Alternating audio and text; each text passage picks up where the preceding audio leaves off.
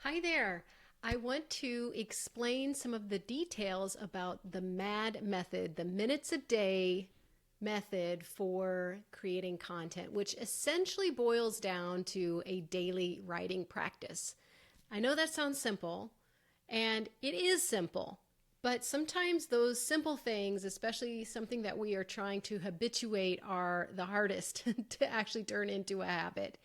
So I want to provide a little bit of insight on tools and rules to make this super easy and doable for you because, as you probably already know, I have been sharing what a huge impact having a daily writing practice has been for my business in 2024 at the time of this recording. And it's something that I will never not have again. And it's unusual for me to be well, maybe it's not that unusual. I am a professional writer and I never had a daily writing practice. I mean, I journal, I've been journaling since I was a little kid, but I've never done a daily writing practice. And much in the same way that I've always wanted to have a daily meditation practice, for some reason, I was able to commit to doing a daily writing practice. And here are the things that have worked for me. And I want to share them with you so that you too can benefit from all the wonderful things that happen when you do start writing daily. And before I go into those details, I will just kind of give you the analogy of running a marathon, where when you do sit down to do a bigger piece of writing in your business, whether it's a blog post, an article, a social post, a resource you're creating, a presentation. I mean, there's all kinds of things that you have to write in your business. Well, before you sit down and do those bigger writings, you want to be warmed up, much in the same way like you are. If you're going to run a marathon, you don't just run a marathon without having never been running before. So with the daily writing practice, it's like the conditioning for the marathon. So when you do sit down to do your bigger writing pieces, you're already 60% of the way there. You're already warmed up. The muscles are limber and loose, and you can literally hit the ground running. The opposite way that we often have approached the content development is by basically trying to get up off the couch and run the marathon. Okay, so what this minutes a day method is all about. First of all, minutes a day literally means just that, minutes a day, every day. And the minutes you choose are up to you, but I recommend anywhere between 2 and 10 minutes. Okay, literally we're talking minutes, not 60 minutes, not 120 minutes. I mean, you can go that long if you want, but 2 to 10 minutes. I personally do 10 minutes.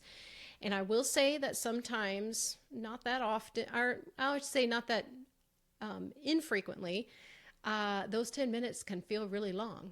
Sometimes I'm like, oh, I still have 5 minutes left to go, but I find 10 minutes for me works really well because gives me enough time to kind of get into the swing of it.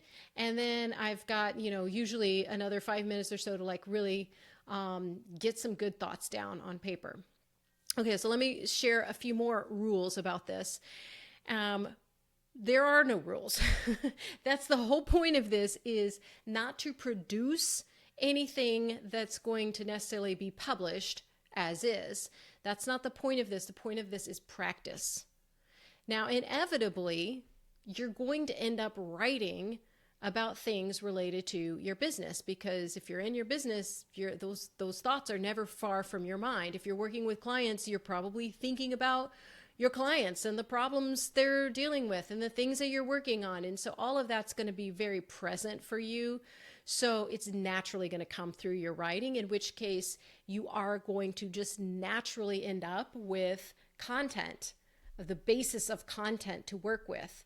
So what that means is you might free write on something, and then later you might think like, oh yeah, this could make for a great article or an email or what have you, and you might just continue to expand on that writing.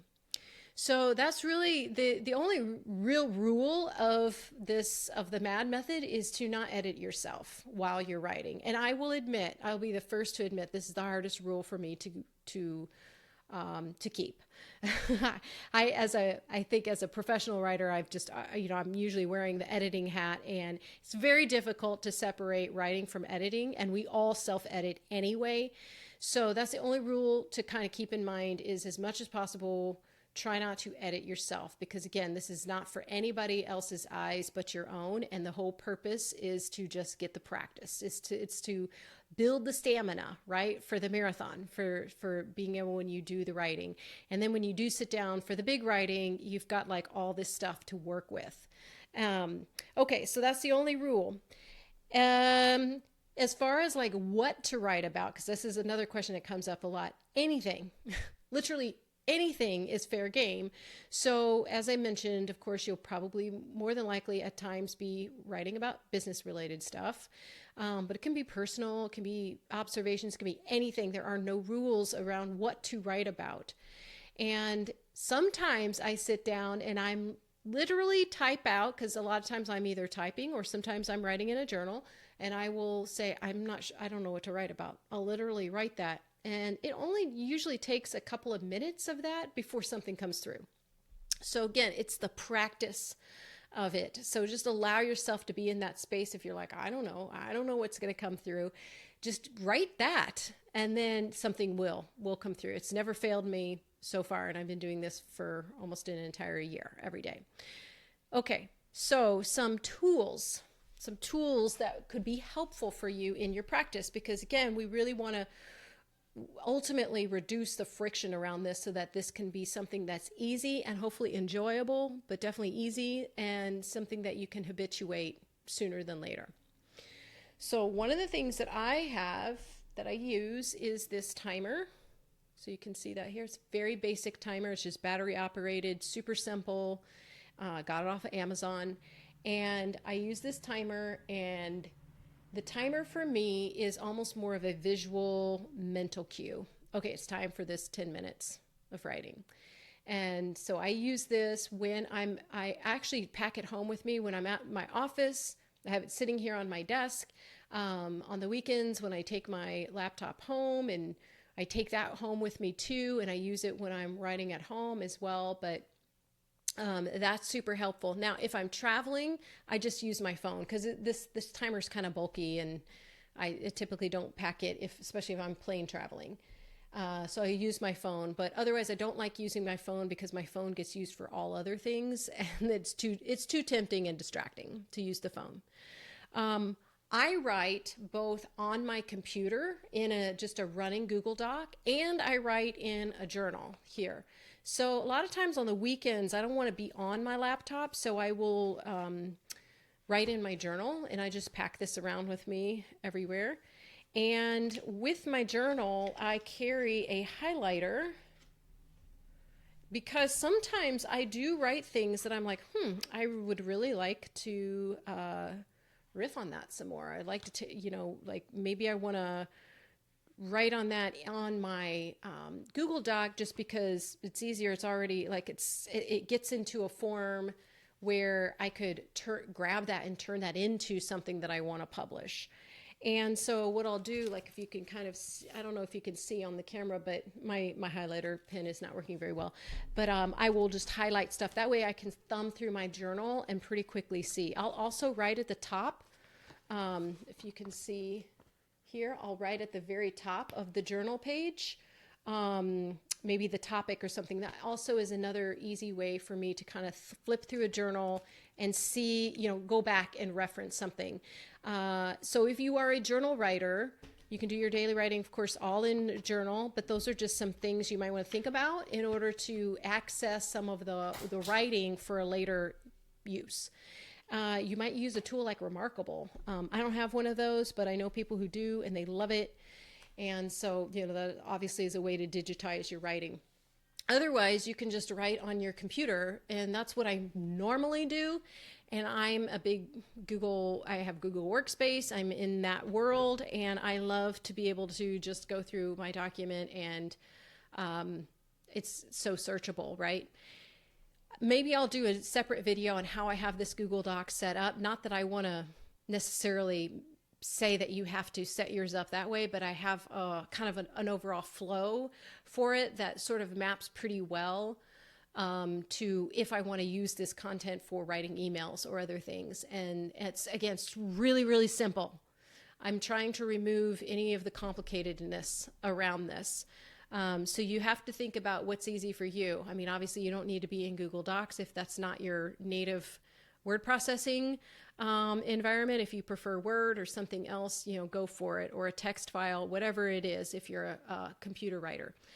Okay, so that's when it comes to tools. Something else that was really important to my ability to make this a habit is gamifying it. So turning it into a game. And I'm very motivated I'm very competitive. So I'm very motivated by game. Well, I love games too. So, and I can totally compete with myself. And so one of the things that I use to gamify it is a tracker.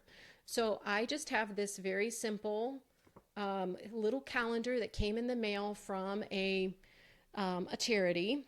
And you might have this stuff that shows up in the mail, like little tiny calendars. I like it because it's like the perfect size to tuck into my journal. And then I, you can kind of see here, I cross off the days when I've done my writing. And so far that's 354 days out of this year. And I'm on a streak. And I sure the heck I'm not going to break my streak now. Like, how you get to so far into your streak that you're just motivated to keep the streak, if anything else, right? So that has really helped me, and just having like a visual tracker is very rewarding. If you're a person who loves to check stuff off on a list, if you're a person who writes stuff on a list just so you can check it off, then get something like this, like some kind of way to track your writing, because it's really motivating. And that's it as far as tools. Again, I try to keep this very simple, because that's the whole point, is like, it's got to be like no brainer, low friction. That's the thing. So if you're having a hard time with making this a daily practice, you want to look at what is standing in the way. What am I making something about this harder than it needs to be? Remember, there are no rules to this. You can write about anything. Really the only rule is to try to practice not editing yourself while you're doing the writing. So that's my biggest advice for if you really want to make this a real habit and benefit from all of that. Just in the same way that people talk about benefiting from a daily meditation practice. And I'm working on that too, making that daily for myself, and identifying where's the friction. Then you want to think about that. Like, how can I make this super, super simple and just integrate it as part of my day? The last tip I'll give you is that I don't do this at an exact time of day, because I know myself. And if I try to set that up, I'll rebel against it. And my days are not the same day in and day out. So what I do is I tie it to an activity, much in the same way that James Clear recommends in Atomic Habits. Tie the thing to an activity that you're already doing. So for me, during the week when I'm at my desk, I do my writing very first thing before I get into my email. And sometimes I have to like really watch myself about that, but I do it first thing before I get into my email. I do it even before I eat my breakfast. So that's just how I work it. And on the weekends, same thing. I do it before I eat breakfast. I'm up, I might have done something else, but I try to do it first thing in the morning for me, or one of the first things. Otherwise I, in the same way that I approach exercise, if I wait till later in the day, it, inevitably things come up and I'm way less motivated to do it. So for me, it's first thing, one of the first things I do in the morning. But after I'm out of like the morning, like the weekday morning frenzy of getting the kids up and ready for school and all that kind of stuff. Cause I do like to have a little bit of just like, uninterrupted time. That's the thing, is you need to really like create space for yourself, that you can have your uninterrupted time for those minutes that you've committed to yourself. Okay, so that's the M.A.D method in a nutshell. And I definitely invite you to share comments, ask questions about this, and I hope that you will be able to put this practice into place for yourself and reap the rewards. It's quite amazing. Okay, see you soon. Bye-bye.